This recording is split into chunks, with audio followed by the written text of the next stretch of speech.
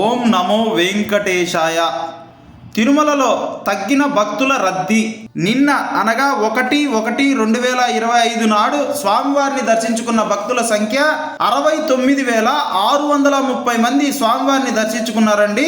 అలానే స్వామివారికి తలనీలాలు సమర్పించుకున్న భక్తుల సంఖ్య 18,965 మంది స్వామివారికి తలనీలాలు సమర్పించారండి. అలానే స్వామివారి హుండీ ఆదాయం చూసుకున్నట్లయితే 3,13,00,000గా స్వామివారి హుండీ ఆదాయం ఉంది. అలానే టోకన్లు లేని సర్వదర్శనానికి వచ్చిన భక్తులు 3 కంపార్ట్మెంట్లలో వేచి ఉన్నారండి. అలానే టోకన్లు లేని సర్వదర్శనానికి వచ్చిన భక్తులకు దర్శనానికి పట్టు సమయము 8 గంటలుగా సుమారుగా 8 గంటల సమయం పడుతుందండి. అలానే ఎస్ఎస్డి టోకన్లు కలిగిన సర్వదర్శనానికి వచ్చిన భక్తులకు సుమారుగా 3 నుంచి 4 గంటల సమయం పడుతుంది. అలానే ఆన్లైన్లో 300 రూపాయల టోకన్లు తీసుకున్న భక్తులకు సుమారుగా 2 నుంచి 3 గంటల సమయం సుమారుగా దర్శనానికి పడుతుందండి. గత 2 రోజులుగా మన ఛానల్లో వీడియోలు అప్లోడ్ చేయట్లేదండి. ఒక ఇంట్లో చిన్న ప్రాబ్లం వల్ల గత 2 రోజులుగా మనం వీడియోలు అప్లోడ్ చేయట్లేదు.